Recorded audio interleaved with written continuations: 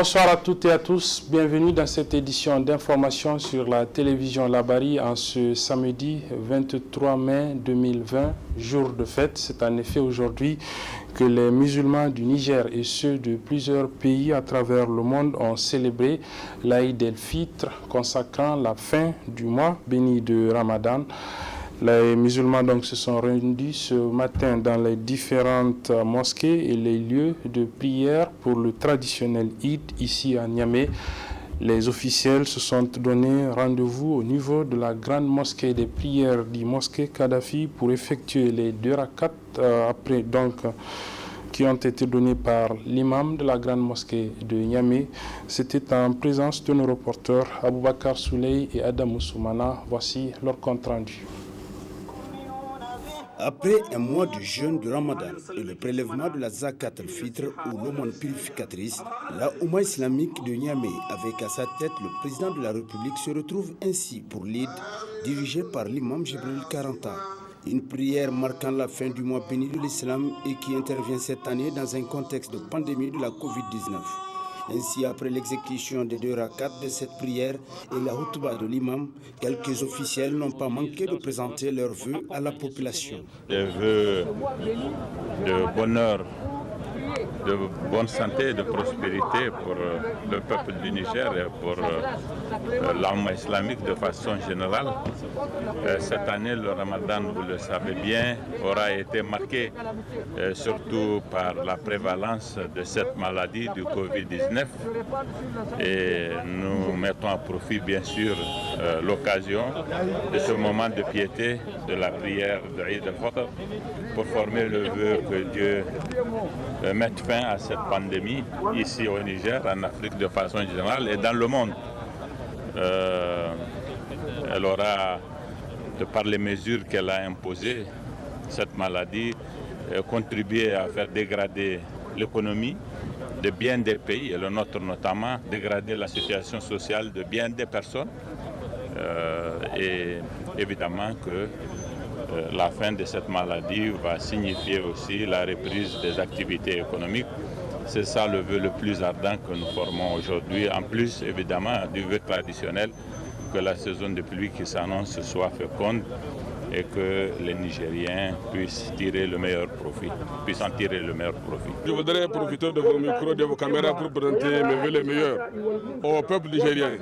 Souhaiter à ce que toute la presse qui nous interviewe nous revienne encore beaucoup d'années prochaines et que la paix, la sécurité et surtout la santé viennent dans notre pays. Je pense que bientôt, nous allons totalement et nous souhaitons éradiquer cette pandémie du Covid-19. Nous le souhaitons parce qu'il y a quelques mois, nous ne pouvions pas prier. Aujourd'hui, toutes les mesures sont en train d'être levées. Et nous pensons que les Nigériens vont accepter les mesures édictées par le gouvernement pour qu'ensemble nous puissions vraiment définitivement bouter hors du Niger cette pandémie. Deuxièmement, je voudrais souhaiter une bonne saison d'hivernage au peuple nigérien. Qu'il pleuve beaucoup et qu'il y ait la sécurité et qu'il y ait un don de soi pour que tous les Nigériens se retrouvent autour de ce pays-là, pour le bâtir, pour le construire. Il y aura bientôt les élections générales. Et je pense qu'ensemble, nous devons, avant ces élections, nous retrouver, faire la paix et aller dans le sens du développement de notre pays. Il n'y a rien à faire que développer le Niger. On n'a aucun autre pays que le Niger. Et je pense que le Nigérien et le Niger n'attendent que ça de ces partis politiques, de ces politiciens, de la société civile et de tout ce peuple. Et nous allons tous œuvrer dans ce sens. Je vous remercie et je vous présente tous mes vœux de bonheur, de santé et de bonnes fêtes. Souhaiter bonne fête à toute la communauté nigérienne, souhaiter bonne fête à tous les musulmans et prier pour que Dieu nous débarrasse de cette pandémie qu'est le coronavirus, puisque nous avons célébré cette fête dans un contexte un peu particulier de privation et surtout de suspension de beaucoup d'activités. Que Dieu nous montre la fin de cette pandémie, la reprise de nos activités et surtout qu'il renforce notre foi pour que chacun en soi puisse se faire une introspection et chercher pardon auprès des autres, chercher pardon auprès de Dieu qui nous a créés. Force est de constater que la ville de Niamey n'a pas lésiné sur les moyens pour mettre les fidèles à l'abri d'éventuels contacts avec le coronavirus à cette occasion.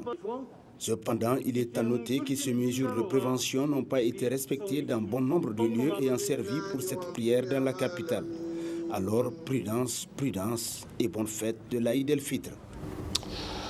Voilà, une fête donc célébrée dans un contexte de respect des mesures barrières de lutte contre le coronavirus, le port de la bavette et la distanciation physique. Vous l'avez sans doute remarqué dans ce reportage respecté au moins au niveau de cette mosquée, de la grande mosquée de prière de Niamey, et la maladie à coronavirus. Je vous donne justement les statistiques du jour à la date de ce 23 mai à 17 h dans le monde. Un peu plus de 5 250 000 cas ont été enregistrés avec près de 400 000 décès et le nombre de guérisons est quant à lui de plus de 2 millions de personnes. Ici au Niger, vous le savez, à la date d'hier 22 mai, le nombre de cas enregistrés est de 937 avec 60 décès. Les personnes considérées comme guéries sont, elles, au nombre de 764 selon les chiffres du ministère de la Santé publique. Et le gouvernement hier, et vous le savez aussi sans doute, a déjà s'est inscrit donc dans la suite de l'allègement de certaines mesures prises pour freiner la propagation de la maladie. C'est ainsi qu'en Conseil des ministres, il a été décidé hier donc de lever les mesures d'interdiction de tenue des réunions, séminaires et ateliers sur l'ensemble du territoire national. Aussi, l'administration publique reprend le cours normal de son travail, c'est-à-dire de 8 h à 17 h 30. Retour à la fête de Ramadan, célébrée donc ici au Niger, avec les temps forts de cette fête au niveau de la ville de Zender, avec nos confrères de la télévision Gastia, que je vous invite à suivre. Après un mois d'abstention et d'adoration, la communauté musulmane de Zander, à l'instar de celle des autres régions du pays, célèbre ce samedi 23 mai 2020 l'aide el-Fitr de l'année 1441 de l'Hégire. À la place de grandes prières marquant la fin du jeûne du mois de Ramadan, communément appelé Idi, des milliers de musulmans ont prié de la joie et l'allégresse. Dans ce contexte d'état d'urgence sanitaire dû à la pandémie du coronavirus, des autorités administratives, les députés nationaux, responsables régionaux et municipaux, autorités coutumières religieuses, tous étaient aux côtés des musulmans pour la grande prière sous le respect rigoureux de mesures barrières et de prévention. Aussitôt après l'arrivée de la délégation du gouverneur de la région et le traditionnel passage de la cavalerie du sultanat du Damagaram escortant le sultan sur son cheval harnaché et de son habituel uniforme blanc, l'imam marqua de sa présence à 9 h pour diriger cette prière. Ainsi, après le 2 rakat, l'imam a lu le serment et dit une fatiha pour que la maladie à coronavirus soit définitivement vaincue, phagocytée, pour que la paix et la sécurité règnent dans le pays, mais aussi pour que l'Éternel puisse descendre sa miséricorde sur le Niger et son peuple et gratifier le pays d'un hivernage fécond. Consacrant la fin d'un mois de jeûne, la fête de Ramadan est une occasion en or pour la Oumma islamique du Niger de renforcer l'esprit de fraternité, de demander pardon mutuellement et de prier Dieu pour qu'il exauce leurs prières. Puisqu'il s'agit d'un moment de réjouissance, de communion de cœur et d'amour pour les musulmans, les officiels et les fidèles se sont ensuite retirés pour d'éventuelles présentations de vœux de bonne fête. Nous voici aujourd'hui en train de célébrer la fête El-Fitr 2020. Au nom du président de la République et de son gouvernement, nous saisissons cette occasion pour présenter les bonnes fêtes à l'ensemble des musulmans de la région de Zander. En ce qui concerne notre pratique ou nos pratiques religieuses, nous avons été contraints de prendre un certain nombre de mesures qui, nous savons, pèsent sur la vie du croyant, mais c'est la nécessité qui l'a imposée et nous demandons aux croyants de continuer quand même à supporter. C'est une question de temps. Inch'Allah, si tout le monde s'y met, la situation va se régler. Barka de Sallah, KSI, Eid Mubarak à la Oumma islamique. Allahu Akbar, Allahu Akbar. Voilà, la fête de l'Aïd el-Fitr consacre donc la fin du mois béni de Ramadan. Et dans ce mois qui commence, le mois de Shawwal, un autre jeûne est recommandé. Il s'agit d'un jeûne surrogatoire appelé Sita Shawwal. C'est bien fait avec le prédicateur Oustaz Haladou Yahaya que je vous invite à suivre. Pendant ce mois de Shawwal qui a déjà commencé, il y a un jeûne surrogatoire, tout comme il y a beaucoup de jeûnes surrogatoires qu'on appelle le jeûne du Sitta Shawwal. Sitta Shawwal, c'est 6 jours de jeûne qu'on peut observer, 6 jours de jeûne surrogatoire pendant ce mois de Shawwal. On peut l'observer par intermittence, c'est-à-dire on jeûne, on interrompt, tout comme on peut jeûner les 6 jours d'affilée. Celui qui observe ce jeûne, le prophète Mohammed sallallahu alayhi wa sallam a dit c'est comme s'il a jeûné pour l'éternité. Donc jeûner pour l'éternité avec les 29 jours plus les 6 jours, ça fait 15 multiplié par 10, qui est un engagement d'Allah subhanahu wa ta'ala. Man ja'a bil hasanati falahu ashru amthaluha. Tout celui qui accomplit une bonne œuvre, Allah va la lui multiplier par 10. Donc on verra qu'on a l'équivalent d'une année de jeûne. Mais Allah subhanahu wa ta'ala a promis également de multiplier par 700 les bonnes œuvres, donc on aura beaucoup à gagner pour la communauté du prophète Mohammed sallallahu alayhi wa sallam, dont l'âge tourne autour de 70 ans. Donc c'est un jeune parmi tant d'autres, celui de Sitta Shawwal. Il y a le jeûne de Zulhijjah, de la journée de Arafat et même de la première décade qui sont des jeûnes surrogatoires. C'est une décade où les bonnes œuvres sont récompensées, où Allah subhanahu wa ta'ala pardonne les péchés d'une année antérieure et d'une année future. Il y a également le jeûne de Ashura, celui du mois de Muharram, qui est l'occasion de la chute de Pharaon Ramsès II face au prophète Moussa. Il y a le jeûne du lundi et jeudi du 13, 14, 15 de chaque mois lunaire. Il y a le jeûne du célibataire.